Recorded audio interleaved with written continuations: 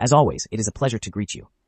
Today, we are going to talk about an excellent tool of which we had already spoken in previous opportunities, but today we are going to deepen a little in it. And precisely thanks to our friends of ANY.RUN who are sponsors of this video, because we are going to speak precisely of sandbox, and in this case, in ANY.RUN. Let's remember the concept of sandbox. When we need to analyze a malware sample, or a sample of an alleged malware, a file of which we have doubts that worries us in some way, because it could become something malicious, because we need to use tools that tell us if it is good or bad, what it does, how it behaves. Remember that in malware analysis, we have two techniques, static analysis, dynamic analysis. A huge advantage of sandboxes like ANY.RUN is that they allow us to do a dynamic test of what the sample does without us risking absolutely nothing, without running any kind of risk in our infrastructure. But they are in charge of validating, testing, executing, monitoring everything that the sample does once it has been executed. So the first thing that you have to do to be able to use this tool is to go to ANY.RUN, and then you register to get a free account. They are not going to charge you absolutely nothing to be able to register. You're going to deliver some data. You must deliver a corporate email, name, you put your password, etc. And then they will allow you to create an account. Obviously, they have different types of plans, but today we are going to talk a little bit about beyond their capabilities, which is what we are really interested in. Let me switch screens here. Okay, perfect. And I'm already in my personal account. It is interesting to see that in the main dashboard, in the control panel, you will be able to find interesting information. For example, at the statistics level, you have here, for example, the countries that have sent the most sample to be analyzed. Look, we have the USA, followed by Germany, India. But look, the USA has 40% of the total number of samples that have been sent in the last 24 hours. If you notice here, you have a little bit of the threat statistic. So look, of those samples, as 1,979 were malicious, 1,229 have suspicious activities, and 7,403 are not a threat. If you notice, there was a much higher level of a false sense that the sample is malware, but good thing, because at least the world is becoming more aware about the risks and is using tools as specialized as this to be able to determine how much of a level of our risk. Then it also has certain trending tags like phishing, steal or smoke. Here we have, on the left side, the most important part, which is how to use this sandbox tool. You see, here you also have on the map, so a little bit, the history of the behavior. So for example, in Canada, look at 45 samples they have sent are malicious, 40 suspicious, and 188 are not a threat at the US level. 598, etc., etc., etc. There you can see a bit of the percentages worldwide. And the heat map here gives you an idea of the countries with the highest level of samples that could at any given time be malicious. Here you have, here you see the different colors that indicate the possibilities. You have certain public tasks. Here, you can see what has been sent to ANY.RUN at public level. Normally, if you use a free account, what you send is public and ANY.RUN. If you notice here, it shows you, for example, where he ran the sample. So let's say I sent him a file, then tells me, look, I ran it on a Windows 7, professional 32-bit. For the most part, the free account allows you to use a 32-bit Windows 7 machine. The paid accounts with paid plans, which we're not going to talk about in this video, because that's not the point. I want us to see a little bit of the functions and capabilities of the tool. This tool allows you, at a given time, to choose if you have a paid account, then choose on what type of machine you're going to run your sample. Here you can see, obviously, if was malicious or if not, the name of the file. Here you have, look, this is a hash. In this case here, you have the name of the file. This tells you, look, this has some malicious behaviors, like for example that it's a stealer. They already updated the red line, the synth hole. Several behaviors that were detected by the sandbox, And that tells you and gives you alert. In this case, well, it is phishing. For example, look, it was a URL that was analyzed, then tells us it is malicious, it is phishing, it is false. And here on the right side, you have the hashes, either an MD5, SHA-1, and the SHA-256, which is the one that would have more forensic value at the level. For example, if you go to a court, let's say that for malware analysis, simply and plainly almost always use MD5 to identify a sample, or SHA-1, because they are shorter. But if we are going to work at a forensic level, we should use SHA-256 at least. So any run allows us to see any of the 3 hashes in any of these samples. So you can even get into one of these analyzed samples. I just clicked. One of the cool things is that it will show you precisely what happened, what it found. So look how cool it is. It takes a virtual machine or an emulation and runs the sample within the machine. So look, you see the machine, and you see here, for example, what happened at the traffic level. Look, it shows you both the network traffic, in this case HTTP request. It shows you if there was file exchange. Look, here it is. Here is, for example, the file part and the file activity. It shows you the debugging. In some cases, it depends. We will talk about this later. But well, here you can see the file behavior. Look at the processes that are loaded in a file that is called exe file. But also, then there is the SJ. This is a malware name. And look, everything is installed or executed inside a temporary directory. JXP here, you can see it, jxp00.tmp, etc. So this is a very strange behavior. Here on the right side, you have the advantage of being able to see, well, the file. You can even download the sample if you want. You can download the sample. You download it. Because in this case, we were talking of a page, right? But if we are talking about a sample, which was the one we were warning about? Well, let's take this one we were talking about. Let's say this one. Let's do it again. So the tool allows you to download the sample at a given time. It tells you about the indicators of engagement. This is another sample to download of compromise. This is another sample for you to see. Look, you can download the malware sample. Be very careful because it can disinfect you, right? Ah, well, it is my security. Well, you can download the sample when we're doing a video on this because we're going to do several videos. I show you specifically, well, the whole process of downloading a sample and being able to test it with your static lab or whatever you want to do. But well, then look, you have the option of downloading the sample, indicators of compromise. For example, here it tells us, which is an indicator of compromise, an IOC, basically indicator of compromise, which are the markers or the alerts that tell you, watch out.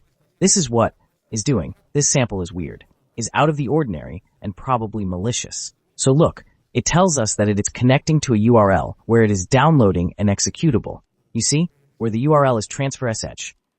There you can see it, transfer sh, get. There you can see the checksums, the hashes, and that, well, there was an executable that was dropped.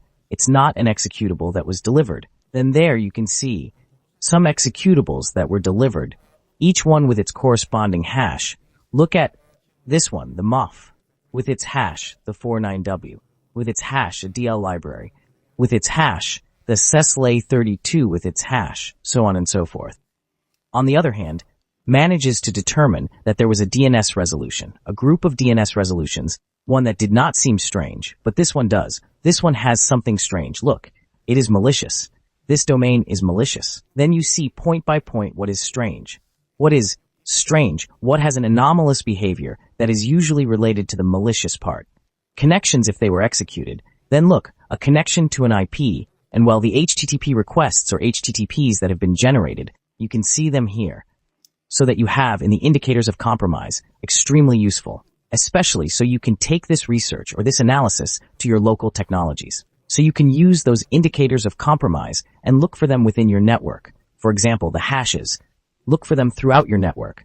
See if any machine has one of those executables. For example, see, here you also have the part of the malware configuration. Look, there is a process that is generated that was called on that machine. Specifically, the process 2476. That's the process ID that triggered this executable file. Look, the 49WT, etc.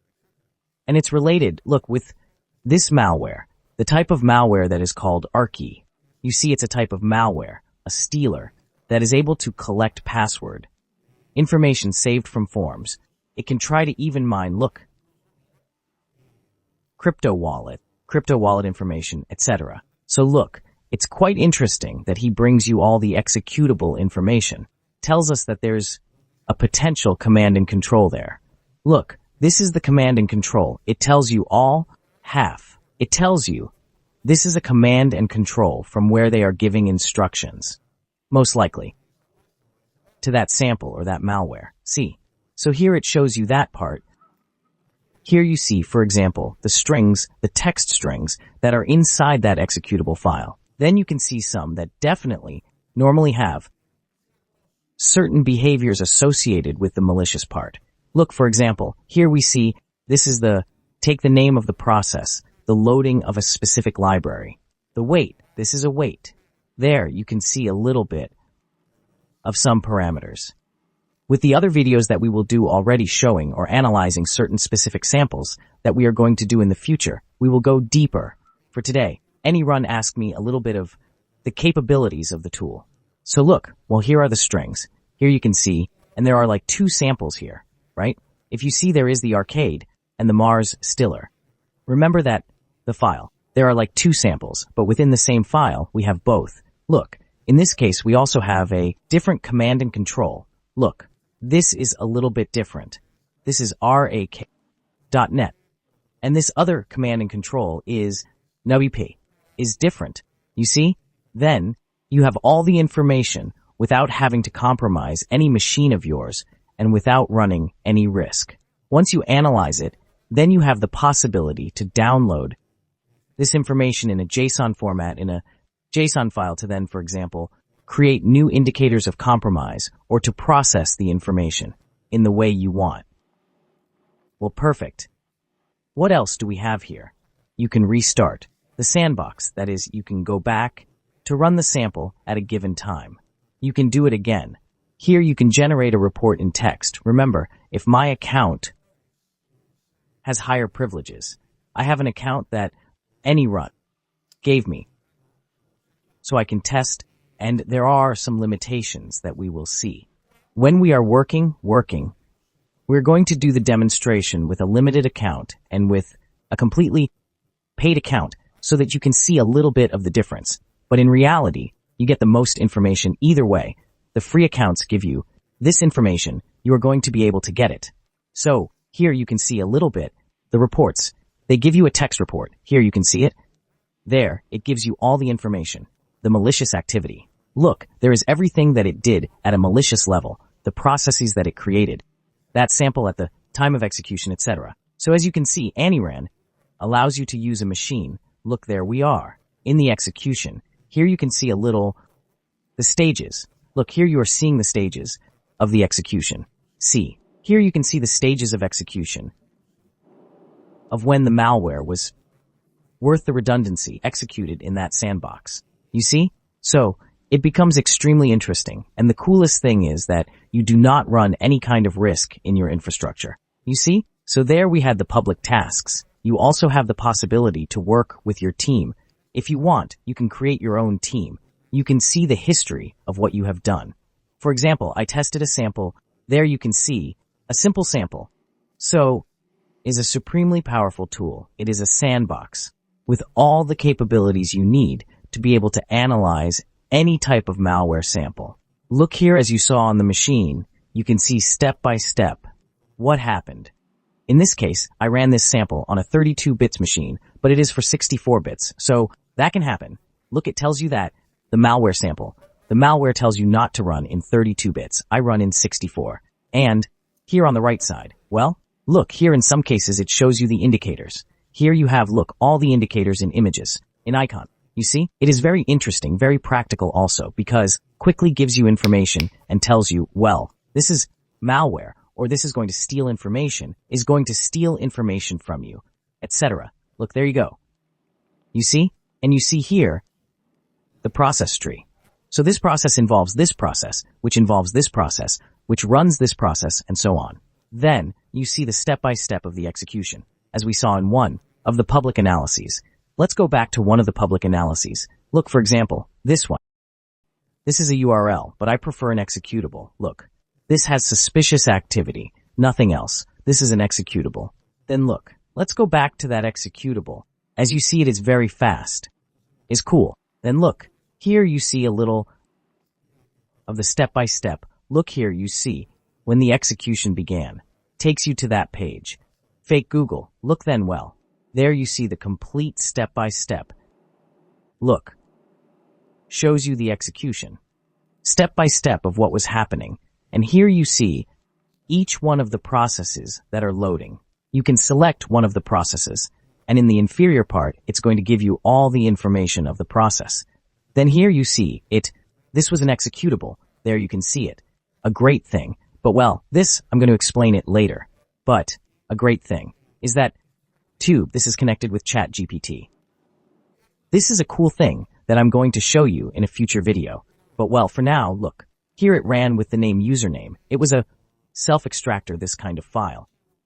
The command line that the malware used. The malware.